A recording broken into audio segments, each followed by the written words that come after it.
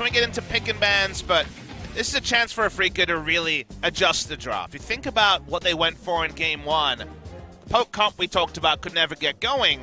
The one thing I was going on and on about was the Scion, which has a lot of strength, but the problem for Afreeca is, if you think about how they win games, it's with Keen with kill threat, with Keen with the actual ability to have a very impactful teleport play with a strong CC ability, like for example the Camille that was banned out against them. Scion doesn't have that. Scion's about pushing and drawing pressure, but it doesn't really fit the playstyle that they usually use Keen for.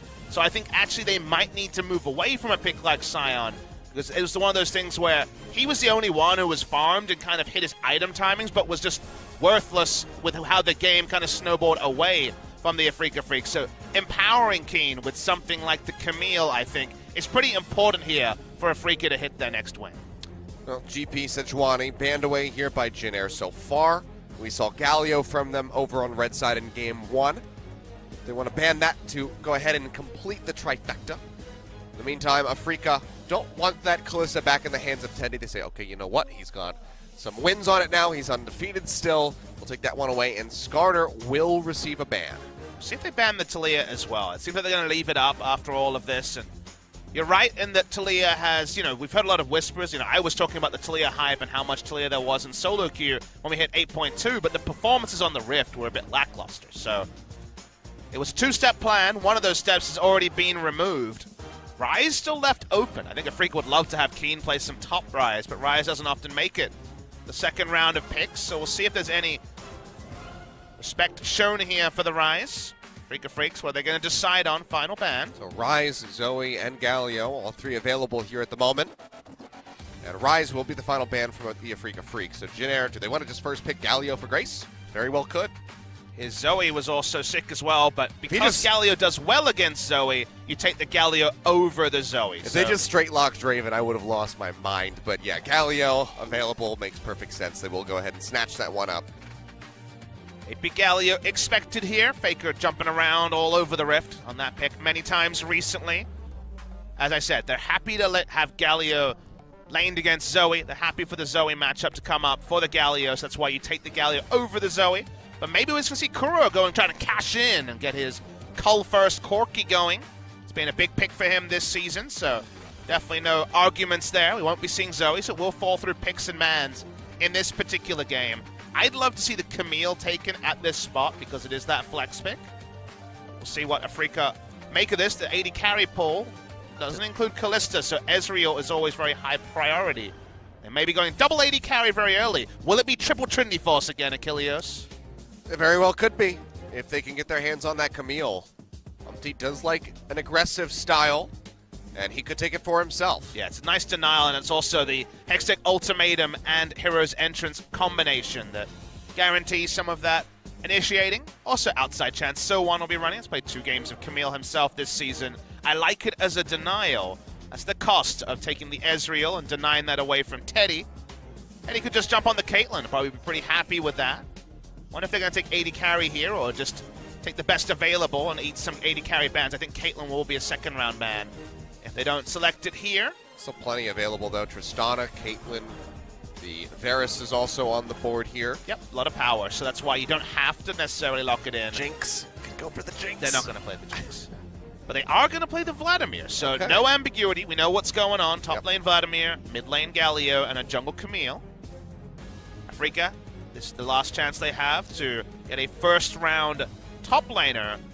We don't often see disagreement in picks, but we're going to see the Gnar. So Gnar does well against Vlad, but we've also seen Vlad do well into the Gnar matchup a couple of times with Snowball. So Magic Umti is going to be paying a couple of visits to the top lane that went completely untouched when it was Potato Tank versus Potato Tank in the first series. Now we have Vlad versus Gnar. There's a bit more oomph in the lane when it comes to damage. Might actually have some action worth checking out up top. For now, though, going back into the ban phase, Taric going to be taken off the board. Afreeca going to be trying to attack Wraith's champion pool, and they're going to fire straight back at Tucson as the Alistar is banned. I don't feel that they can double ban out Teddy. Teddy's had some great performances on a lot of different champions, so we'll not see double 80 carry ban from Afreeca. They want to stop the link up in. They want to stop the Xayah Rakan. That's actually really smart because Xayah Rakan will be even more engaged for the bouncy castle to get going. This bouncy castle's got a couple of holes in it. It's probably going to be just a little bit of initiation there rather than the wanton initiation we've seen from some of those Kongdu Monster and SK Telecom comps. Final ban here with no support selected on either side. So it's decided it will just be the Brahms. The tier list shattered. Suddenly Tom Kench is looking very, very appeasing. Perhaps Janair looking for the Varus. We'll see. On the side of Afreeca, they are going to be looking for jungle and support. You think support here because the support pool is already so low in terms of effective picks. Again, a lot of time to think about this are the Afreeca Freecs. They're going to lock in Poppy. Okay. It's a flex pick Poppy. It's likely to be top lane, but... No, they have the so it's a support Poppy, okay. Yeah, support Poppy for Tucson. Now, it could also be a jungle Poppy. Spirit has played it, so it's still going to be a flex that pick. would be a bit of a treat now, wouldn't it? It's probably going to be support. The one thing it can do is it works really good against the hook shot with the Steadfast Presence, the W from Poppy to deny. Yeah. Closing the distance, and Camille has very short range on the Hextech Ultimatum, so that might be an important thing to talk about. So expect it to be the support Poppy. Waiting for the draft here. Full bottom lane is what Jinna locks in, and Tom Kench is definitely the tier list choice of supports left up. Do go for the Varus with that Braum banned away. Tom Kench, the long hover here for Wraith. Might just be the lock-in unless he wants to flip to something a bit more creative. Haven't seen the Leona from this guy in a little while. They got enough initiation. I think they're fine for him to go disengage. It's going to be on Varus minding duty for most of the team fights. All right, Afreeca, how crazy we going? Because Afreeca have played jungle Lulu. Well, I mean, I was going to mention mention Spirit has played an insane amount of unique junglers. The Camille was technically a three-way takeaway since they have played that in the support role. We know that Tucson does have that wild side to him, so... I'm ready for some wild. Show me the wild, Afreeca. I mean, you might be looking at it already. Oh, God, they're just really... It is going to be Jungle Poppy. So Jungle Poppy is taken here. All right. It is a heads-up matchup against the Camille because Camille wants to get in and invade. He does a Kha'Zix impression most of the time, and the Steadfast Presence usually denies the hook shot from being relevant. And remember, hook shot is the first max from the jungle, so it is all about disruption there. Jungle Poppy from our resident mad scientist. Not quite Jungle Lulu, but it's something different for the LCK. Certainly is, Spirit. Trying things out here. Jungle Poppy into the Camille from Umti. Umti had a fantastic game number one with the Skarner. Constantly isolating people, but as you say, Poppy does have that counter ability to stop the hook shot from coming through. See how this is going to go. I mean, not sure how much Spirit's been practicing this one, but you would expect that he's been running it quite often if he's feeling confident enough to bring this out here in game number 2 when they're already down 1. It is his 12th unique jungler of the season. And he has been quoted as saying in interviews, he always wants to be at the forefront of a patch and find new jungle picks. Not going to be the Nunu. A lot of people expected would have been brought out by now. But to confirm, it's actually our first, it's not going to be a big surprise, but our first jungle Poppy in the history of the LCK. When it's Spirit, you always sit back and you say, okay, is it going to be in the jungle? If he did it with Lulu, he can certainly do it with the Poppy. All right, well, backs against the wall here for the Afreeca Freecs. A very convincing victory for Janair in game number 1. Afreeca getting their win streak shut down. Let's see if they can turn it around, start a new one here in game number 2 as we jump onto the Rift.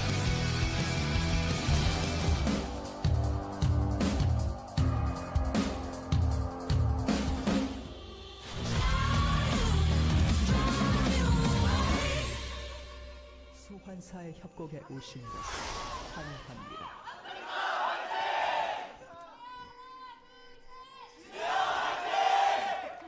Janair fans still hanging in there, feeling bolstered by the game 1 victory. Looking to close out the series. Now we've got Jungle Poppy as a treat for you guys. Got the Santa or the Christmas skin going on there. Very nice. As you can imagine, Jungle Poppy not going to be the best at farming until the Cinder Hulk is complete. Probably going to be Cinder Hulk. Still an outside chance it could be Warriors or even into something crazy and going AP, but realistically it's going to be... Gotta get that hammer shock damage. I would guess it's going to be the Cinder Hulk, so it's going to be largely about the ganks in the early game. Very strong ganking champion against a wall. Gnar and Poppy is certainly going to have a lot to discuss when it comes to the wall slams in this game. you're wondering about runes, it's gone Aftershock and then into the Inspiration tree. So Resolve for primary, Inspiration secondary. With Q and Cinderhawk will be decent at clearing camps, but to me it's largely about the interaction with the Hookshot Max Jungle Camille and the Steadfast Presence coming through from the Poppy, but also just to throw their opponents off. This is clearly Afreeca backs against the wall for the first time in a long time. They won 5 series in a row 2-0. Drop one game, and there's the Jungle Poppy. Spirit going Mad Scientist. Yeah, again, if Afreeca do close this out, it would be their first 2-1 victory of the season.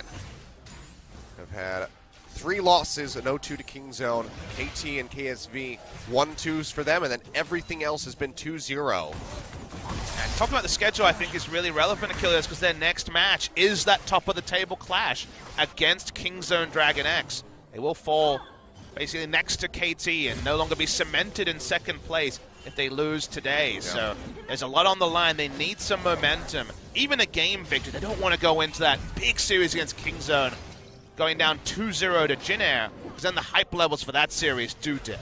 Yep. Already have the 0-2 loss, pushing them back in that matchup there versus Kingzone before. So want to come in as strong as humanly possible, and already 1 game loss is a bit of a blemish on their record.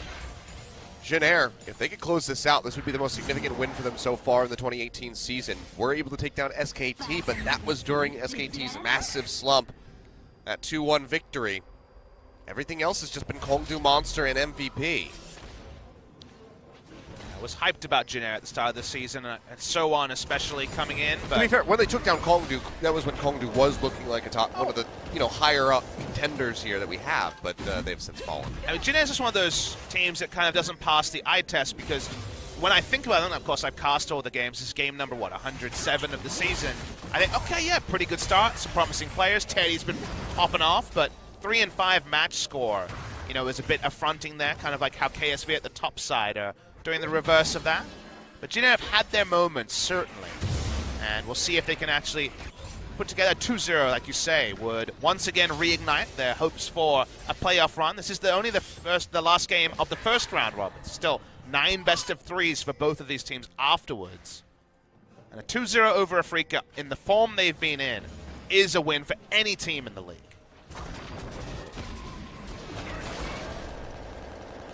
Well, just going to be slow and steady as far as the mid lane's concerned. Kuro starting things off with the Cull. That nice little boost in gold. Saw him, the Valkyrie already has taken him out. And just going to be a bit of a farm fest around the battle. You're just lucky that the Xayah ban came in, because if it hadn't and we had a Rakan in this game, we would have had the Hero's entrance, the Heroic Charge. Oh, we should talk about this. Got an hour there from Wraith, spits him back out. He's going to go low, and he is going to die. First blood going over to the top Kench. Talking about a farm fest, but Wraith, he got hungry. And he snatched him up for dinner. Man, these aggressive Tom Kenches. The attempt was there from Tucson on Tom Kench game 1, but Camille's here now. They're looking for double. Yep, Kramer now pushing his way back. Hook shot's going to come through. Doesn't get the lockdown, but they force the flash out of the Ezreal. They'll be trying to rejoin. The TP does come through here from Tucson. You complimented Tucson, didn't you? In game 1? I don't remember anything. Oh boy, Tucson, tried that all-in the previous game, wasn't able to pull it off. Speaking of all-ins, Kuro taking quite a bit of damage there from the Galio in the mid lane. And Spirit's like, I'm counter-jungling on Poppy, guys. What's going on? And Spirit's everything's kind of falling apart around him. Taking away the small ones, but Spirit not going to be able to stick around and get the big wolf. A lot of action in this game, very early. Obliging, following the game 1 pace, where we saw almost kill-a-minute action in the early game. Certainly are trying to make up for the lack of the LPL right now. I appreciate it. A little bit of variety. We don't need to have thinkers every time. Sometimes we can have a bit of a fiesta and enjoy ourselves. Glacial Augment is the Tom Kench rune, if you guys are wondering. Saw the buff on, I believe it was 8.2, and now we're seeing it experimented on. Scions are picking it up. Support Tom Kench for even more CC. It does mean that first order starts the chain, which inevitably led to the death of Tucson. Have to be a bit more cautious from here on out. Puts he and Kramer at a bit of a disadvantage, just now hitting level 5 on the Ezreal. So Gonna be a little ways down behind Teddy and Wraith, who are gonna have that Chain of Corruption ready to go pretty shortly, you'd expect. And if it hits, that Ezreal will get popped. Poppy backed on a ward, so a lot of information about the pathing here of the Poppy. 2 control wards top side, so we're just happy to play a farming phase. Teleported back into lane. Cull more than halfway into being cashed in, so we've seen this matchup many a time through multiple Galio metas. We know that Corki is going to be very comfortable getting into the late game. Will not be a triple Trinity Force game unless Trinity Force Poppy comes back out of nowhere. Not going to be the Sheen start either, just goes for the Phage. And it is going to be Cinderhawk from the Poppy, so it's really about just being a frontliner. Omti's already level 6, he's power farmed. Looking for Tucson here, perhaps. Charges his way back underneath the turret, which is still rather healthy, but the wave's moving in, and they could go for the dive. Kramer a ways away, doesn't have level 6, so cannot throw out that True Shot Barrage to try to weaken the members of Jin Air. They're going to push forward, just flash straight in for the ultimatum. Hero's entrance comes down, and Tucson, you have been chosen. You're the one getting picked on in this game. It would seem 2-0 already for Jin Air as they find themselves a 1,200 gold lead, looking for more as first brick is in their sights. Yeah, Poppy's trying to take a camp on the top side to answer with some sort of an objective, but Tucson with flash up, flash down. If you take a flash ultimatum with a Galio on your side, you will die. Even then, it's just going to be a trade with the blue buffs because Umtia's right there ready to take away the other one. Trade for now, not going to be going to both mid laners, but we'll wait to confirm any details there. Spirit's making a visit topside, looking for a dive himself. Yeah, stun into the wall, looking for Soan. Will pin him with a heroic charge. He gets popped up, but Soan's still alive, and they have to retreat as the turret shots come through. He'll get a bunch of HP back off the Hemo Plague, and all of it goes awry. Flash now down on the Poppy. It's so hot, goes man mode!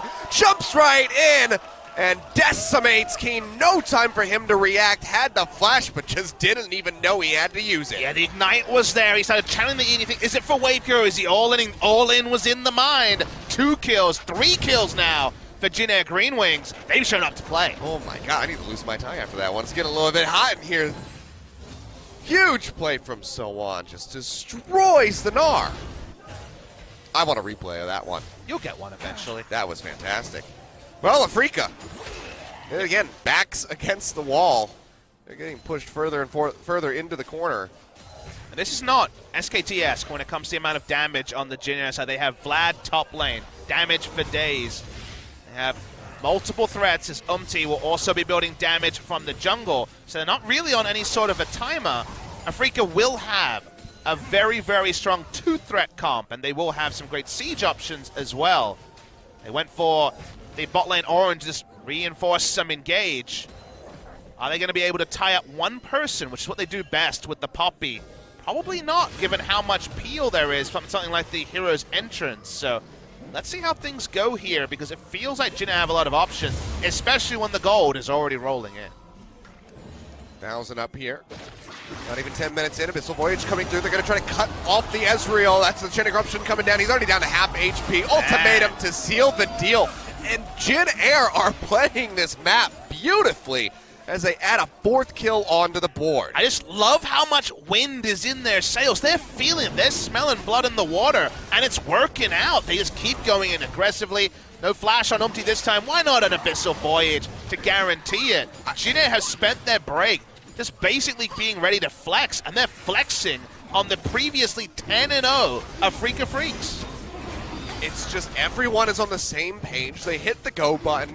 There's no questions asked, and they just execute flawlessly. Even if the Chain of Corruption didn't hit, they still were delivering an ultimatum through that Abyssal Voyage, and Kramer would have been going down. And it's also a counterpoint to their 3 match wins early in the season, because good news, Teddy's played a decent game, but it's a team performance here. Grace has been the star of this series thus far. Soan with a solo kill in the top side. Umti showing a much better second performance on the Camille after his first performance was a bit all over the place. It was a victory, but on one good decision in the late game rather than an early game. This time it's been early game jungling, and it's actually been a decimation of the previously super reliable bot lane of the Afreeca Freecs. Kramer and Tucson were in the argument for top 2 bottom lane based on the first 4 weeks of the season. First series back, not looking like that at all. Definitely not. Slipping down the chain. Let's say Prey and Gorilla, Deft, Mata, certainly above them, at least for this series in comparison. But it's not over yet. I am not going to write this off for Afreeca Freecs, but you could probably have your Glad planes on standby at the moment, because the way that Jin Air started off the series is rather promising. Closing it out, like you say, and then backing it up. It's already looking, a long way down the line, but Jin Air haven't been able to repeat great performances. A lot of Here we go, the hook shot into the ultimatum. Kuro will go golden, but can he make it out alive? Does have the flash, will use it. TP coming down from Tucson. Will have to cancel the channel. Landing with teleport doesn't help them with any sort of relevance in the bot lane, though. I mean, they landed a hook shot, they used an ultimatum, and they got 2 summoner spells. Yep. Flash down out of mid, TP out of bot, so happily traded there for Jin Air. Not going to be any creativity from Tucson now with the teleport down. Will we just see another visit the next time Hextech ultimatum is back to the bot side? Maybe they won't even wait that long. As that was a very nice ward spotted down by Afreeca. Didn't catch who put that down, but was the prediction. They knew their range as well when it came to a potential, I guess you would call it, lane gank with the Abyssal Voyage.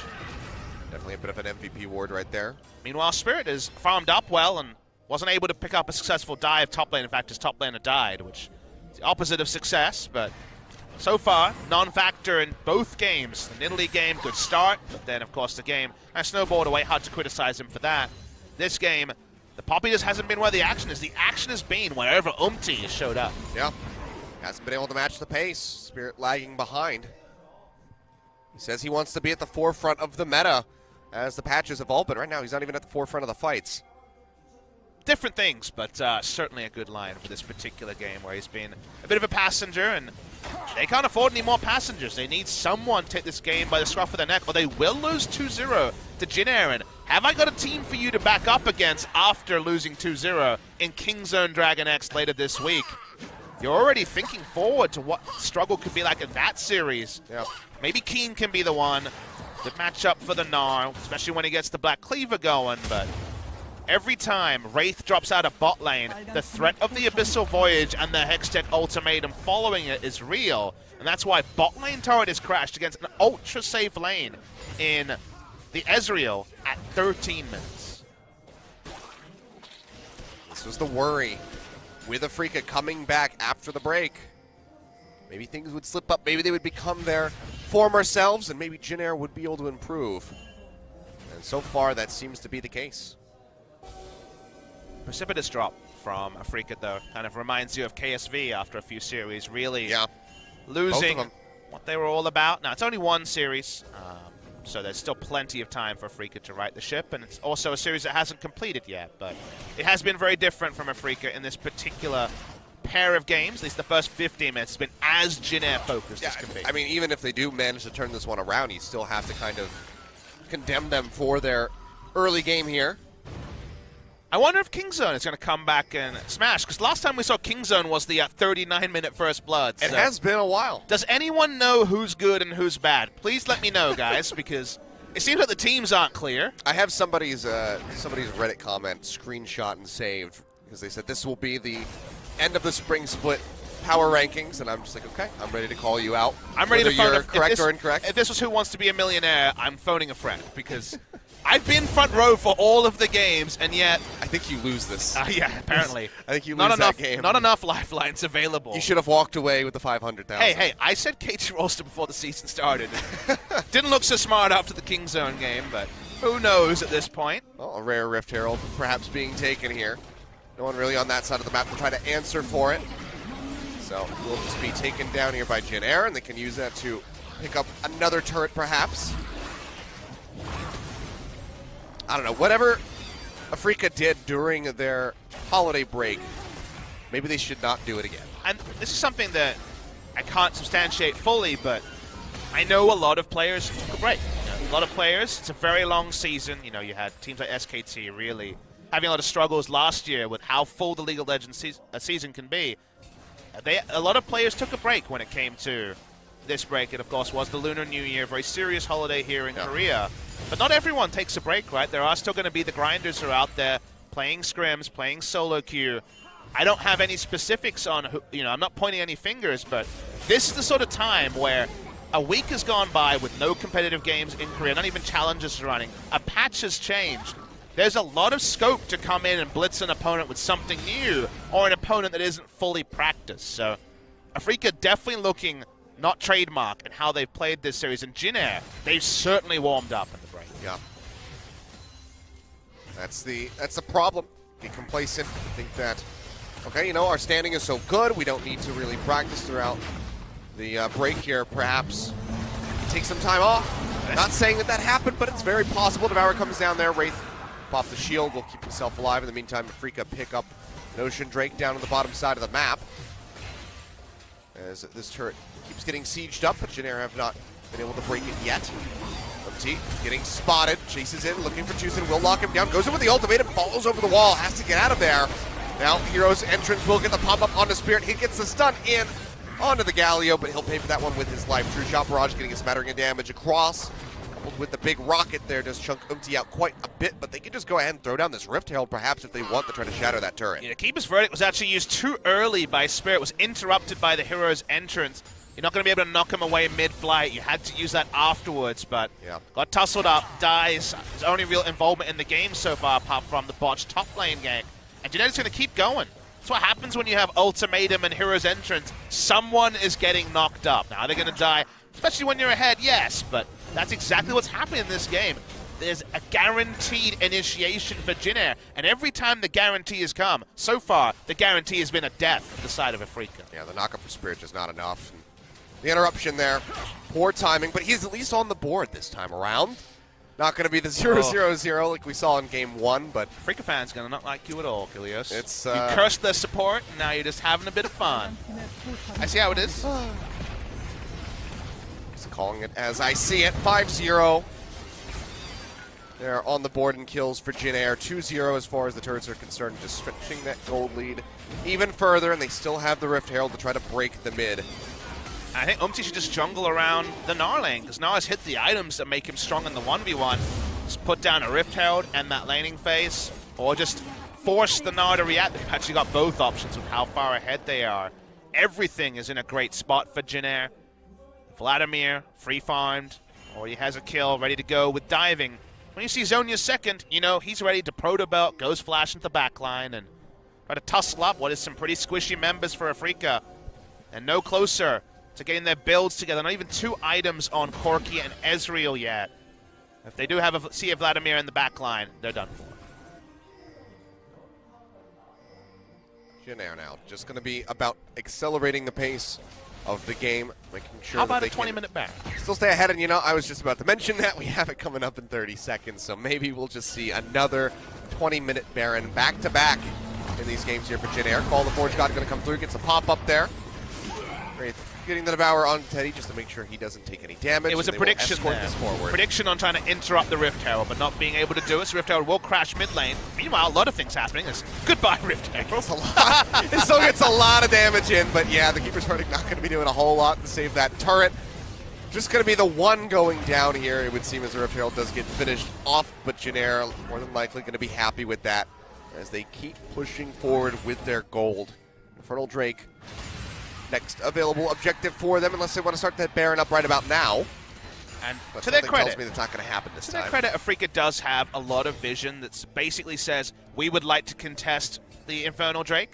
They have 2 control wards around both entrances to their blue side jungle. It's a lot of things Afreeca wants. Well, they need those wards because I think it's a good point to make that it doesn't normally matter what you want when you're this far behind in the game, and especially when the enemy team has the guarantee of the ultimatum into the hero's entrance. You need the control wards. You need to know that you're coming out of relative darkness, because otherwise the wombo engage will make you done for. However, they can't have their wards around Baron as well, so a lot of things happening in this game. For now, they're just pushing topside.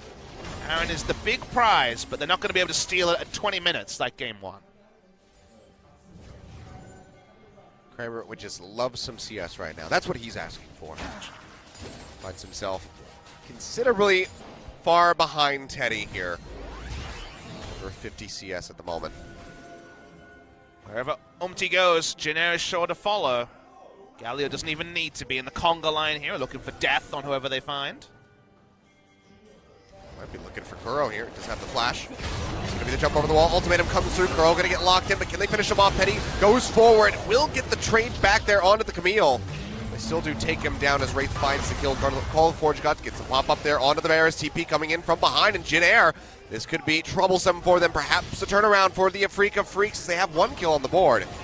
Grace comes in from the sideline, spots out Keen, waiting, has that hero's entrance ready to go, but decides that he's allowed his bot lane to make it out safely, and they'll all peel back. Yeah, it was a mini nod teleporting into Grace. Readjust, doesn't use the hero's entrance, doesn't need to invest in any sort of a disengage. Umti went too far in because that time, Grace had actually returned to the mid lane, so wasn't in sync with his jungler for the first time this series, you'd feel. And thus there was no follow-up knock-up. It took longer than expected. 24's Corki turned around in a 1-for-1. When you're this far behind, it's great for Afreeca. First kill on the board for this game. But Jin Air don't have to overinvest. They go back, they rinse and repeat. The wards have been cleared out around the Infernal Drake largely as well. We'll see what Afreeca make of this, because 4,000 gold behind against a comp with a lot of front-loaded power in Camille and Galio, around 1-2 items. Whether you can contest this or not is open to debate, but my first thought is no. Getting the Infernal Drake over for somebody like Kuro with that Corki. The AP, AD both play such a powerful role in his damage output. Would be instrumental here for Afreeca to try to keep turning things around, but Jin Air, they have the vision cleared out. They start this up, and there's just really no chance of a takeaway. Maybe if Kuro was nearby to throw a rocket in, but even then, it's way too risky for him to get picked, so will just be a second dragon here for Jin Air. Another cloud on the way. I want to talk about the purchase a little bit, because we saw Rod of Ages from Faker on the Galio. Abyssal Mask is a bit of a blast from the past, but in this particular game, it makes so much sense. Consider that they have Abyssal Mask, Galio in double AP, which already, yep, makes sense. More Vladimir damage. They also have the Wit's End. They also have flat penetration on the Varus as well, who largely does magic damage in the early game. Void Staff now complete on Vladimir. This Vladimir is going to be doing insane damage in the backline, and they have 2 forms of damage amplification for the Varus to do sick damage as well. This is super high damage, and it's against a comp that doesn't build magic resist very easily on their AD carry or their mid laner. So the amount of true damage basically they're doing to the backline here with what looks on first pass as a defensive item choice from Grace is insanely high. Well, things going to slow down. We had a lot of action early on, but after MT traded his life for the Corkis, has been playing a bit more respectfully, focusing around the vision, so on. Unknowingly sitting next to that control ward, not going to be checking the brush, however. And all Afreeca can really do is hug turrets and hope that they get, 4 out of 6 in a minion wave, and it's really all they can hope for. Keen will try to create some map pressure bot lane, because like we've mentioned, he's in a great spot item-wise, but Sowan's built for teamfight. He doesn't really care if he's not bossing around the Gnar. He knows that his next teleport play is likely to pay off one of the biggest ways possible. Such aggressive items. Everyone hugging the Baron buff that's got most of the good news for Jin Air so far this series. Haven't been able to take it yet, though. So much poke coming through from Corki and Ezreal. In game 1, 3 minutes from this point, we had our second Baron coming up. They were definitely setting up for it around there. They spawn Spirit. He throws down a ward into the pit, but the vision's going to be denied. Control ward is sitting there. In the meantime, so on. He is just ripping apart Keen. Transformation's nearly there to help keep him in the fight, but you can see even the Vladimir giving him quite a bit of trouble. True Shot Barrage comes down. We'll spot them out. Numpty knocked down to half HP. Take some of that honey fruit and just go ahead and peel back. That was the last spot check they had. Both the blue trinket was down on the Ezreal. Control ward was doing its job, but had that change. Here comes Sowan at the same time as Umti. Ultimatum locking down there onto Spirit. Hero's entrance comes through, and the Poppy just gets ripped apart. That was the invitation that Jin Air was looking for. They'll turn back over onto the Baron, and True Shot Barrage, don't think it's going to be back up in time to try to go for the steal. They have damage, but no way to steal the Baron like you mentioned. What are they going to do here? Giving it up is probably smart, but does it also cement the loss here for Afreeca? Have to be a massive rocket there by Kuro, but he's just now TPing back in to try to find the fight. Zoan throws down the Hemo plate, catches multiple members, and Kuro arrives with the package ready to go. Big knock up there onto Keen. He has to jump away. Burning Down almost dies. Manages to stay alive and get the transformation for a little bit of added HP, but now Afreeca likely going to have to exit here rather shortly. Kuro does have a bit of damage, does have the safety of the package still. He was not able to use it, but trying to answer this turret in the mid lane is just a bit too far of a hope here for the Afreeca Freecs as they lose the Baron. Yeah, because they contested for a little bit, there wasn't a minion wave to ride in. Sometimes you'll get an out of mid lane turret in exchange for a Baron. That's already bad. They didn't get anything, so unfortunately, free Baron over the way of Jin Air. And TP gone for Kuro. Yep. Not going to be the most relevant thing. You're not going to hit a side lane against Galio and the threat of the Hextech ultimatum with how far behind this team of Afreeca Freecs is at, and the item builds aren't going to come in fast enough. Trinity Force usually symbolizes. I say that word. Symbolifies. It's one of my favorite made-up words. It really sounds like a spell. Well, we'll see if they introduce that later. I haven't looked at Kai'Sa's spells, but this Trinity Force on Ezreal usually symbolizes let's close the game out early. You know, it's usually a snowball choice, but here it was actually to try to battle against all of the early power spike. Oh dear. Not a lot of battling happening here. That's a bit aggressive there, but the Abyssal Voyage is coming through to help try to bail him out. Call the Forge God comes down, gets the pump up, and now Wraith with the Devour has to flash away to try to keep everybody alive. Two-Shot Barrage comes in. Race to the back line. Does not find Umpty or Teddy. Now they're turning the fight around Keen. Gonna be the first one that gets popped straight into Toosin. The tanky members of the Afreeca Freecs have been deleted. Spirit barely exiting with his life. Same for Kramer. As that massive pop comes out from Soon, and Jin Air will just go ahead and storm down this top lane. You can make some mistakes about time of initiation when you have so much secondary, tertiary initiation, and damage on the backline with the synergistic builds. It doesn't matter, Achilles. They're able to make small mistakes. They are so far ahead, and the items aren't there. Kramer doesn't have 3. Kuro doesn't have 3. There's no chance for them to win a standing 5v5, and they have to fight, because if they don't, they lose their base. I mean, almost 10,000 gold now down here for the Afreeca Freecs as they just try to poke away. Umpty has taken quite a bit of damage. True Shot Barrage nearly available there for Kramer, but even then, finding the kill would still be a bit of a miracle there for them. Another turret taken down. Inhibitor dead in the top lane. Jin Air with complete control. Oh, you know, I said a bit of a miracle. There you go.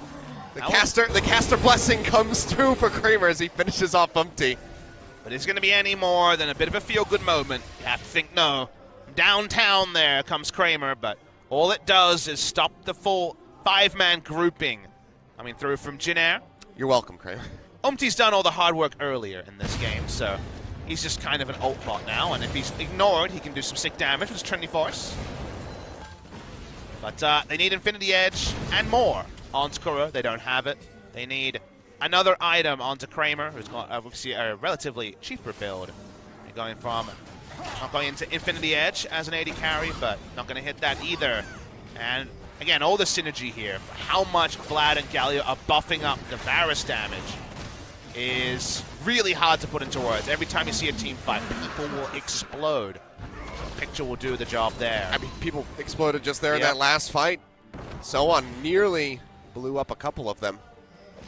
He found his way into the back line, but Jin Air right now looking to perhaps knock down the final tier 2 turret here into the bottom lane. As they start pushing forward, True Shot Barrage will go ahead and try to weaken the wave as they start pushing in. They're going to have that building pressure. They don't have a up in Baron the top buff, lane. though, so the minion wave does. What? So how does Umpty decide to use his stopwatch? Wanted to look cool. All right. That was a mistake. Umpty's he's falling apart here. I mean, the last person we saw do that on Camille, blank, so doesn't want to do a blank Oh, impression. no. On the Camille. I feel bad. I feel like I'm bullying poor little blank. But he'll come back one day. It hasn't been a good season so No. far. Probably wasn't going to need to stopwatch in this game. He's going to get a friendly gargoyle on his back at some point the next time he uses Hextech Ultimatum. But like I was mentioning, with no Baron buff, the minions do die to Ezreal and Corki range poke that they can't really answer. Can Jin Air? And so on now, mounting the pressure here into the mid lane. True Shot Barrage going to get invested, and Teddy and Wraith are just waiting in the wings, trying to knock down this turret here in the bottom side. Jin Air just trying to draw Afreeca back and forth, get some damage in out of the turret, pull them back towards mid, get some more damage in, and finalize this kill. Devour will keep Teddy alive as he gets popped up. He's got to be careful. He's rather low on mana at the moment. So at the start of the season, a lot of people had the what if, Achilles, of what if Teddy was on a top team. Jin Air have always been around the middle of the pack at best. The cool thing about this game is, for once, it feels like Teddy can be a cleanup AD carry. He hasn't had to make the hard play. Still has a great kill score, 3-0 and 5, almost 100% kill participation. But it feels like we're getting kind of a portal into the what if, because finally his team around him has been reaching the sort of levels we've seen Teddy hit multiple times this season. And Teddy can just be a great AD carry on a strong team, rather than a hard carry AD carry that's either win-loss for Jin Air is how good Teddy does. Yeah. So kind of been a treat to watch him just be on the outskirts of fights, not have to initiate and kill everyone himself. And of course, it's always the way. If you have a superstar player, the superstar just wants the rest of his team to reach the level where he doesn't have to be relied on 100% of the time.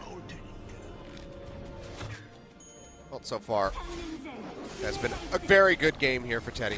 0-5, as you say, up a monstrous amount in CS over top of Kramer. Not a Teddy Horizon yet, not 500. Yeah, we're not quite into that territory, and hopefully we don't reach that territory here today. But Seeming unlikely. it is, I suppose it's within the realm of possibility, despite how very unlikely it does seem. And now 5 seconds on this Baron. And now there's some items. Kuro and Kramer have them. Now, they're probably too late. They are 8,000 gold behind, but you see the 3 items on Corki, and you start wondering. There is a team fight that Afreeca is able to win against a team as strong as Jin Air, but for that to happen, Vladimir needs to be, canceling a teleport and not be there. They need to kite perfectly. Chain of Corruption comes through. Arcane Shift does buffer him, and Kramer does jump back. Takes a bit of damage there. In the meantime, ultimatum thrown down here onto Keen. Abyssal Voyage coming through with a hero's entrance. Keen will jump away, gets the transformation, and stays alive. Good call, the Forge God popping up 4, ensuring that there's going to be no further push forward, but Afreeca still going to be in a spot of bother as a Super Creep is looking to knock down that Nexus turret, but the inhibitor has come back up. Long cooldown ultimates used for no gain is a win for Afreeca, but Baron buff being respawned is a problem. Keen will have to heal up, does have teleport to get in, but no flash to guarantee a Gnar ultimate. So1 doing his best Smeb impression, looking for a flank, but he is on a ward. Chilling on a ward. Doesn't have a way of clearing that. No sweeper for him. Tucson's gone from another way, trying to buff up damage. He has gone for the Zeke's convergence onto the Kramer. Oh, they're showing the Vlad and the Galio over to the side. In the meantime, 3-man there from Jin Air will just burn down this Baron buff. Yeah, that's going to be taken. No response. Kramer didn't have a true shot barrage. Tried to scout that one out either.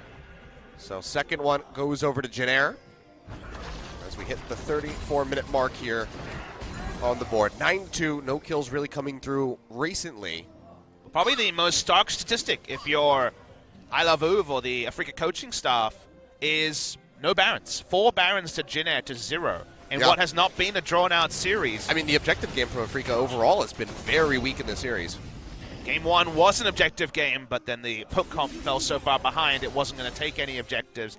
And Game 2, Jin Air has just been really on the board, so definitely a concern for Afreeca, but something we should really embrace with Jin Air is how clinical they've been around objectives as they're trying to catch a Vladimir.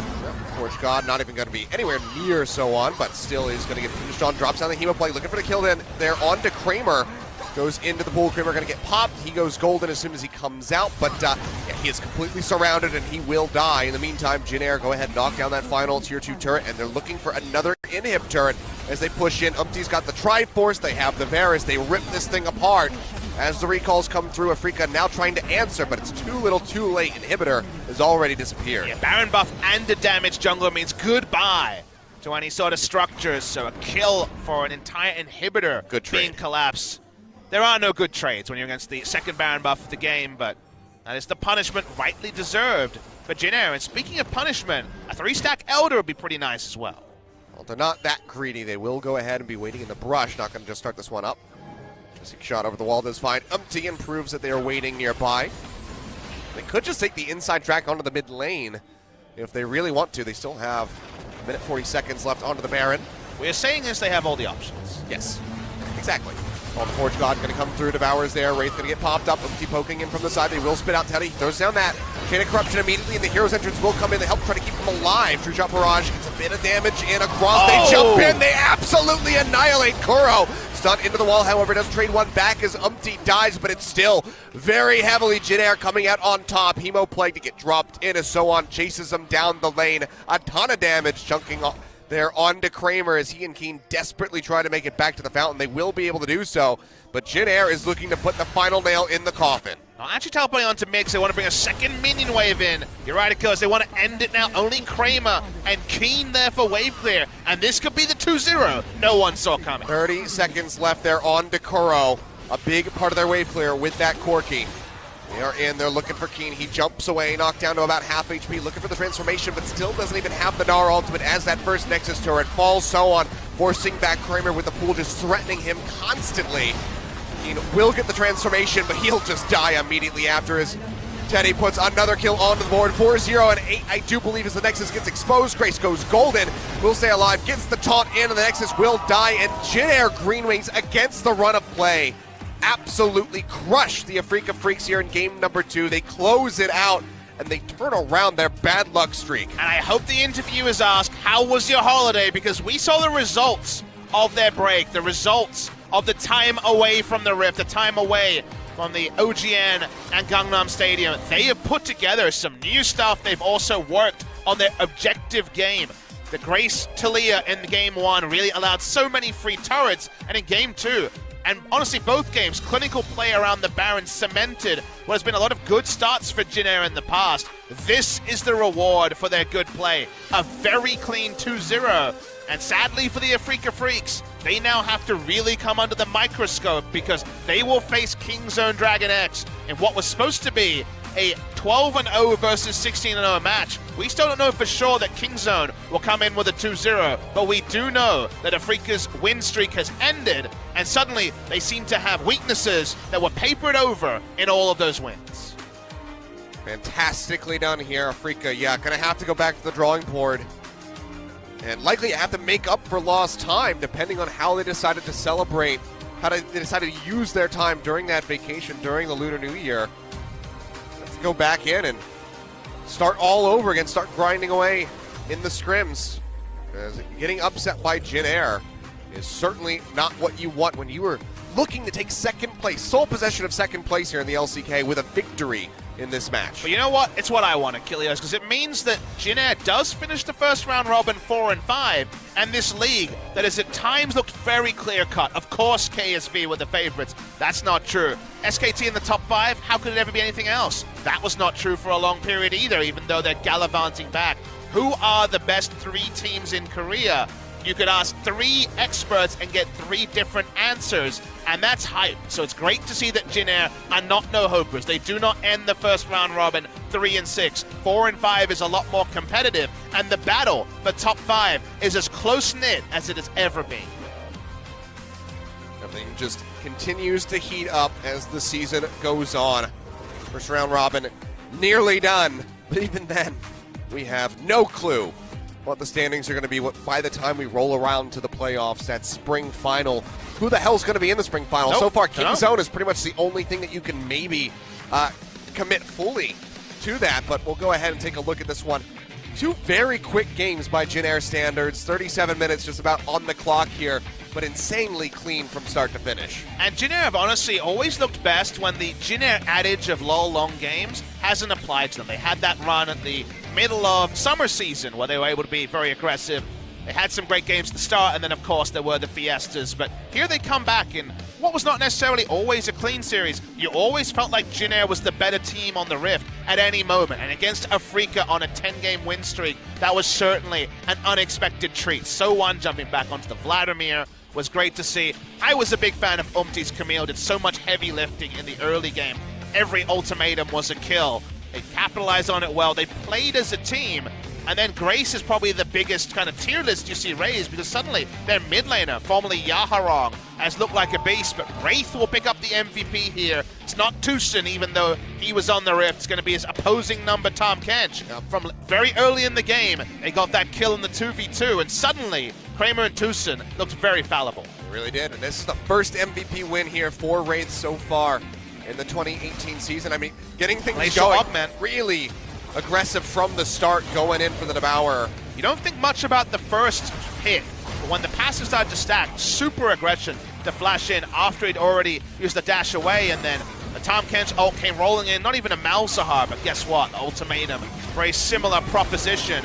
Kramer and Tucson looked second class to Wraith and Teddy, but it wasn't just about Teddy. It was really about the other side and the other 4 members of Jin Air. Teddy performed like Teddy always does, but the other 4 members impressed us, improved their ranking, and that means Jin Air is a better team for him. Yeah, massive step up from everybody across the board. Teddy just kind of reaping the benefits as he takes away all of the kills throughout this series, but fantastically done throughout Jin Air. One hell of a deserved victory. Anyway, you know, coming into this day, I would have said, yeah, probably Afreeca Freecs 2-0. We'll get done early. There'll be a long break after the interview, and then we'll get ready to go into the second series. But, well, most of it was correct, just not the team that had the victory there. So surprising stuff overall here on the day from Jin Air GreenWings, and now we get to hear from our MVPs, Wraith and Grace. So we'll go ahead and throw over to Joel for the translation. Thank you very much, guys. This is Joel with your interview translations. I don't know if I'm reading this right, but Jin Air GreenWings, they do pick up a 2-0 win against Afreeca Freecs, and we're going to be here with today's MVPs, Grace and Wraith, for the interview.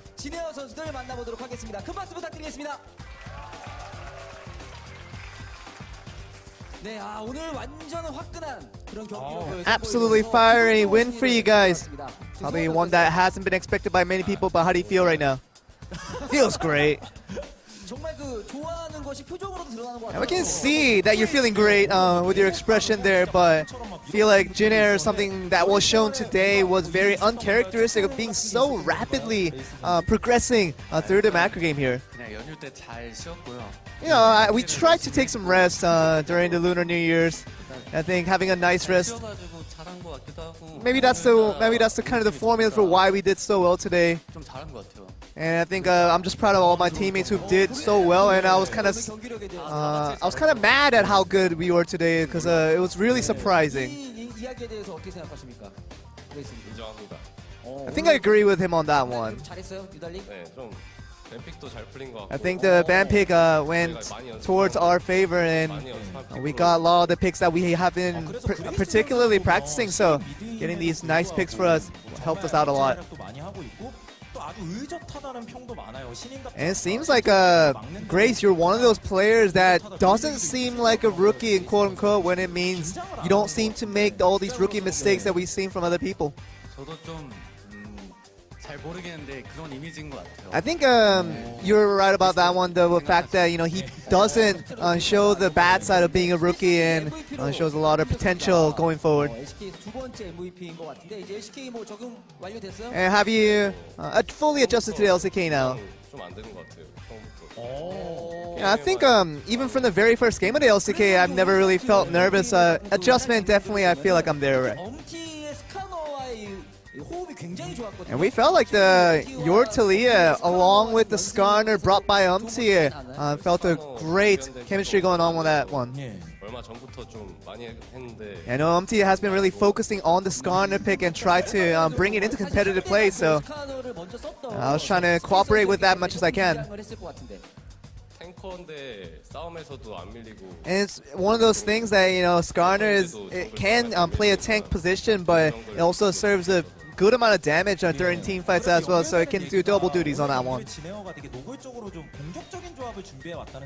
And we thought that the composition that you guys brought along today was a lot more aggressive and offensive in the way you guys formed that up today. It wasn't particularly offensive or intentionally aggressive in our composition, but it was a composition that just came forward with the bans that came through. We have a highlight with Grace, an exemplary play of how he got the MVP along with Umti's help here. I mean, you look at that, I mean, he definitely got in there, made an easy kill for me. I mean, right now, I mean, this play obviously goes to me, but the last play, definitely all the credit does go to Umti for making that play happen.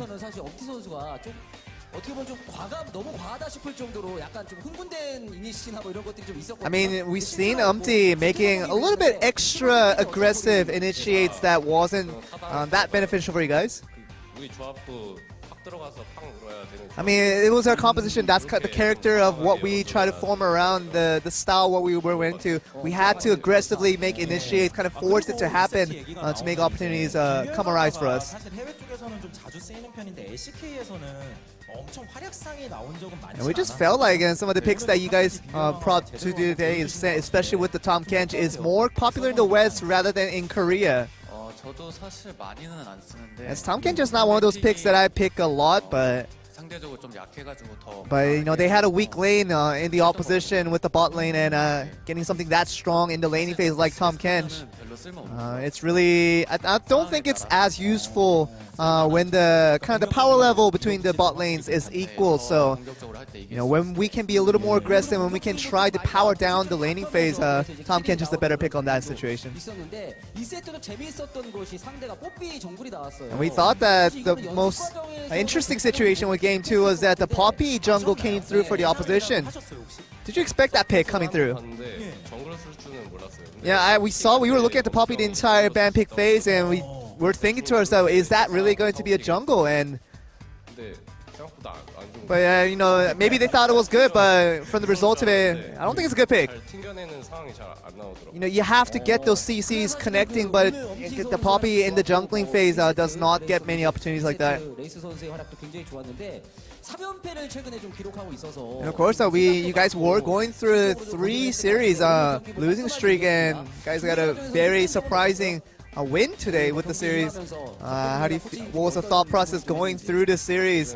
A rather quick one for you guys. Yeah, we just try to be confident and not scare off against the other teams. I think that's the most important thing for us. 항상 힘차게 하시잖아요. You guys were very enthusiastic with your high fives after the game. 그냥 잘했다고 하면서. We just told each other good job, and 감독님 특유의 좀. And of course, the head coach, he likes to come in, he likes to make some very enthusiastic high fives, so we try to follow along. 뭐 연휴 기간에 어떤 식으로 훈련을 한 And 거야? a lot of the questions that came forth to today's series is that how much training did you guys do during the Lunar New Year's? 어떠세요? 뭐 상용 축산 막 이런 거 봤는데 You know, we're talking about the head coach being a farmer of what we are, and he just really cultivates us and really grows us to become really good potential players, and 선수들 많이 아끼시고 he's some of the biggest reasons for why we find a lot of success in this season right now. 얘기를 해주셨어요. 발을 쓰시는 건 아니죠? 보통 한상용의 또 분노라고. 맞아보셨잖아요, 실제로. 예, 꿀밤이랑 뭐 You know, he does give us a slap on the back sometimes just to wake us up, but everything else, he's just a perfect coach for us. 좀 스파르타긴 한데. Well, he's definitely a Spartan-like when it comes to the training phase, but he's a nice guy in other situations, so I can't complain anymore. 긴장하신 것 같은데. 알겠습니다. 오늘 기분 좋게 어쨌든 연패도 끊고. Of course, you guys had a really good series today, ending the consecutive loss streak. But would you like to say anything to the fans regarding all the games to come later in the season? 2라운드 마지막 경기였는데 This was our last game in the first round robin, and we're very happy with how the game went today. So we want to carry this on and try to do well for the rest of the season. 네, 레이스 선수도 한 말씀 Wraith, 부탁드릴게요. anything to add on to that?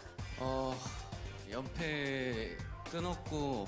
Ending the loss streak was big for us, and we got the last win for the first round robin. So we're going to prepare hard to make sure that we show more consistent games like this and show a better performance overall. 큰 박수 부탁드리겠습니다. 네, 이렇게 And this seems to be the end to the interview with Grace and Wraith, picking up a nice 2-0 victory for JAG GreenWings. A glad playing for you guys, and we're going to send it back to you guys. Thank you very much, Joel. Well, very rare interview there with the members of Jin Air. Haven't heard one in quite some time, so good to have the sit down with these guys. And yeah, if you guys just tuned in, not reading that wrong, the graphic isn't incorrect. Jin Air picked up a 2-0 victory in a very convincing fashion over the Afreeca Freecs. Afreeca's indecision and then some drafting risks they took that didn't pay off kind of could in one way be scrutinized, but I think scrutinizing Jin Air's strong early play and their real smart decisiveness that has never really been a standby of Jin Air is the way I prefer to look at it. I think Jin Air were very impressive in their performance here, and now you see that 4 and 5 is so competitive. I feel like there's really nothing to split 4th through 7th, maybe even 3rd through 8th, right? It feels like 3 Afreeca Freecs are looking a little bit weaker. Is it just one match, or is it something that's going to continue for them? We're not to know. KSV, Rocks, Jin Air, SKT, really not much to split them up, but we will hold that thought because our next series is one of these teams that has felt like a bit of an overachiever. The Rocks Tigers, 4 and 5, could move all their way up and get their 5th match win in this particular case against an MVP team who's flying. They've won 2 out of the last 3 series after not picking up a single game win until they played SKT. Yeah, we'll see how Rocks is going to contend here against MVP. They're nipping at the heels of KSV at the moment. If they get a 2-0 victory, it puts them just 1 point behind KSV, overtaking them and really solidifying a spot, or trying to solidify a spot in that top 5, at least for the end of the first half of the season. But guys, it's the first half of the broadcast, about 50 minutes till we get back. Yeah. ADD's there, Sion's in the meta. I think we're seeing some Sion in the second series. Sorry, guys. Didn't expect Jin Air to go for a 2-0. A fast one at that, so 15-minute break is on the way. We'll see you guys right back here when that breaks up, and we'll have that match ready for you, so don't go anywhere.